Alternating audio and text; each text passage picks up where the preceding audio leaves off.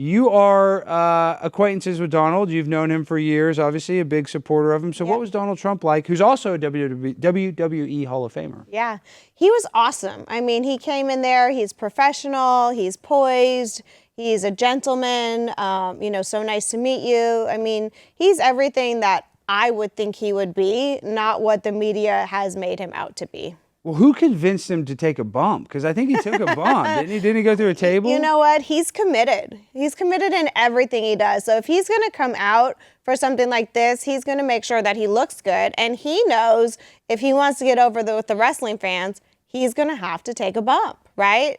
And so he's just a smart, brilliant businessman, and he knew what he had to do in that moment, and he did it.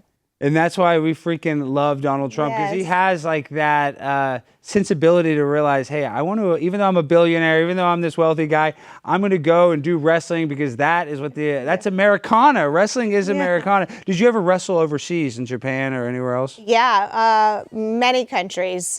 Just on tour, you go on. They talk about that international flight. They say everybody would get so messed up and the plane almost crashed. The one with Brock Lesnar. You weren't on that. I wasn't on that one. But I'm sure you had some similar. It was wild. I mean, we have a whole charter, so it's all of us wrestlers, and we're all going over there. And so we had so much fun.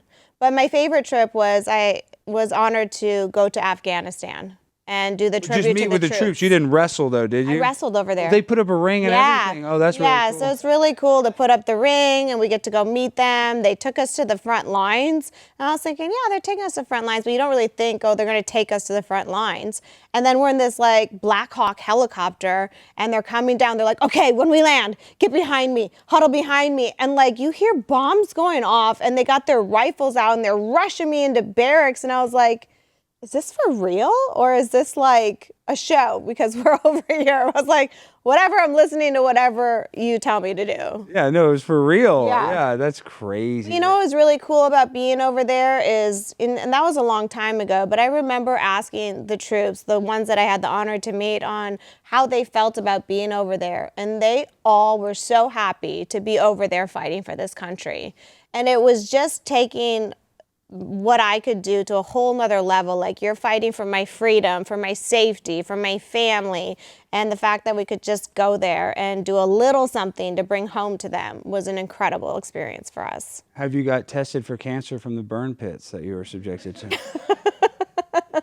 Well, I live a very healthy lifestyle. No, you are holistic. I do biochargers, and I'm on liver cleanses, and I've got all that stuff flushed out of my body. Burn pits, it's gonna affect people differently.